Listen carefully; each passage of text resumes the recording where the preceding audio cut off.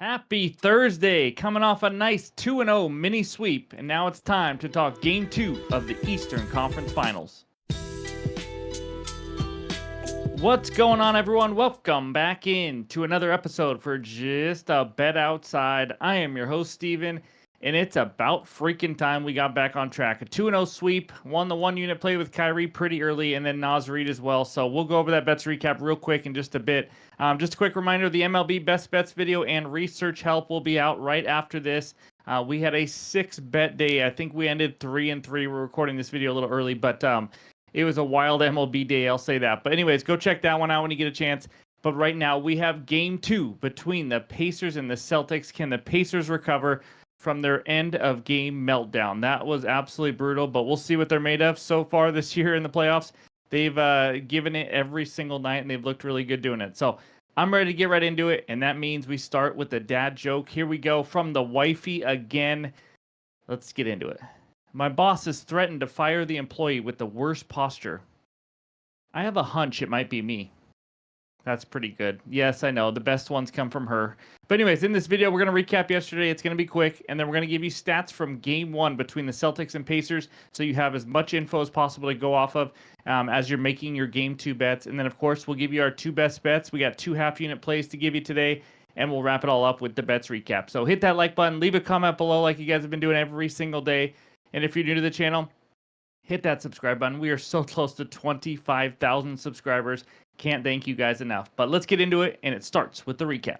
All right, there it is. Nice to see 2 green check marks again. Kyrie Irving over 29.5 PRAs was a cakewalk. I mean, he was just unbelievable. He was lights out. He was absolutely cooking. Loved the matchup with Jaden McDaniels on Luka. So that worked out. And then I added Naz Reid over 9.5.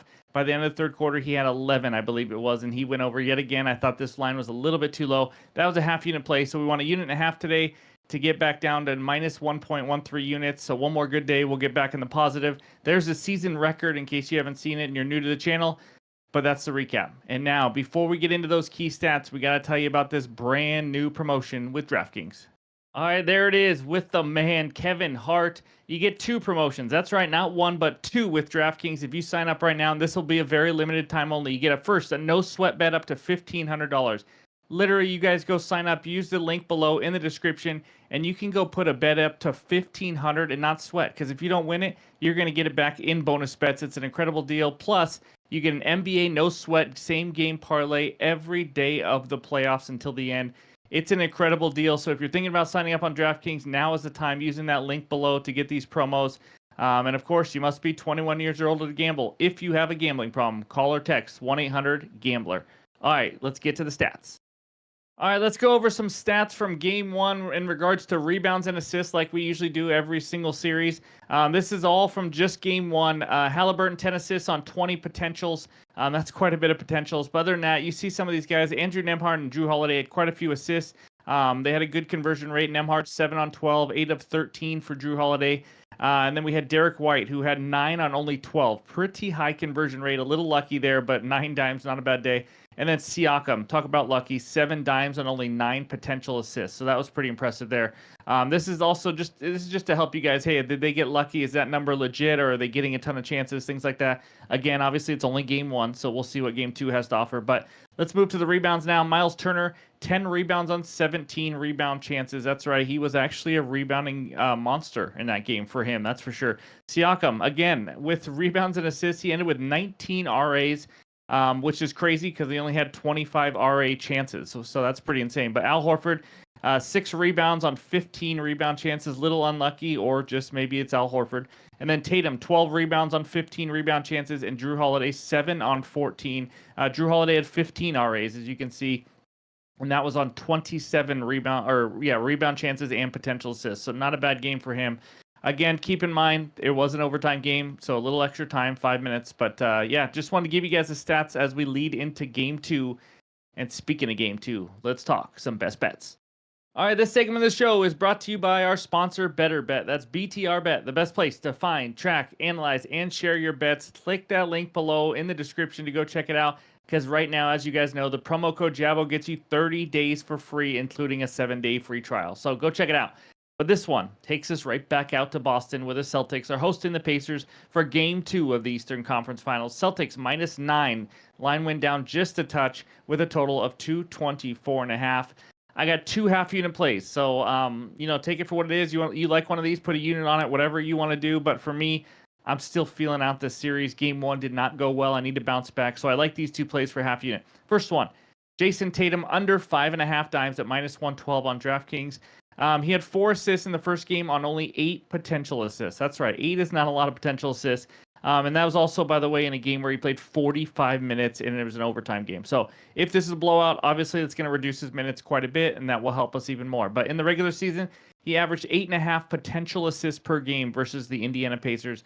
We've talked about this many times before. The Pacers do not overhelp. They don't just leave shooters wide open. They like to just play straight up one-on-one defense. You saw that, and that's why Tatum scored a lot of points.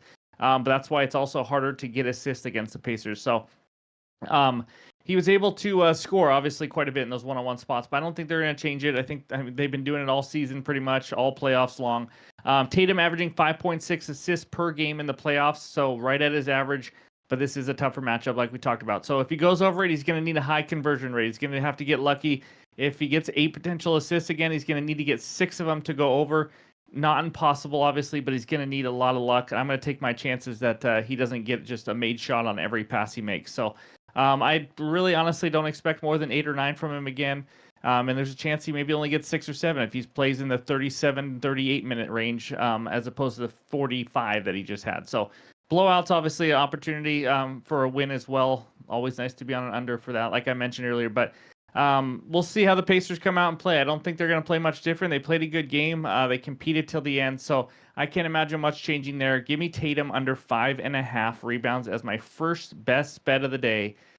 And my second one, Miles Turner over 16.5 points at -102 on DraftKings. If you watched that game, you saw Mr. Al Horford, who just turned 75. Congratulations. Happy birthday.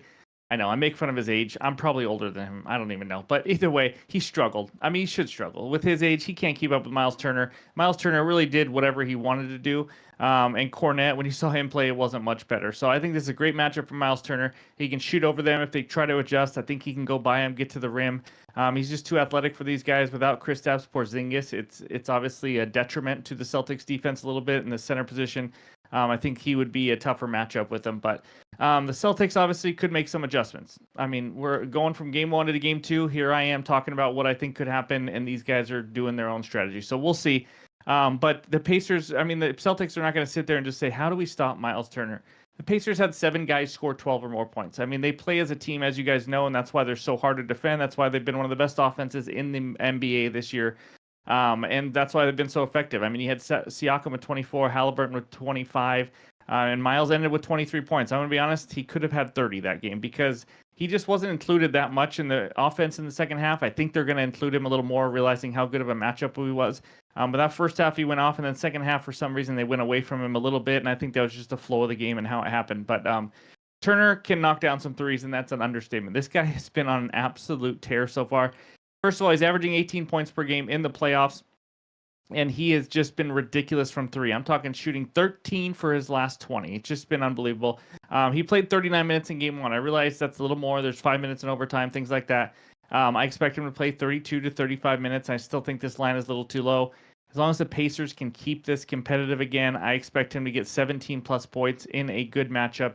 And by the way, he has gone over 16.5 points in 9 of 14 games in the playoffs, so let's hope he makes it 10 out of 15. So give me Miles Turner over 16.5 points for a half unit, and give me Jason Tatum under 5.5 assists as the other half unit play. And that's what I got for you. Those are my 2 half unit plays. If I have another play to add, it'll be in the pinned comments below, obviously. But let's get some winners. Let's just get hot and keep this roll going. I'm going to call it a roll. 2-0 mini sweep. We'll just go with it. But anyways, that's what I got. Let's check out the recap. All right, my producer Ryan just informed me that I may have said rebounds at the end of my Jason Tatum bet when I was talking about it. Obviously, I meant assists. I said assists before that, but just wanted to clarify. Jason Tatum under 5.5 assists is my first best bet, and then Miles Turner, as you see right there, over 16.5 points at -102. Let's go get some more winners. Thank you guys for watching. I appreciate it. If you haven't already, hit that like button, leave a comment below, and let's keep this train rolling. So hope you guys have a great Thursday, and we'll talk to you soon.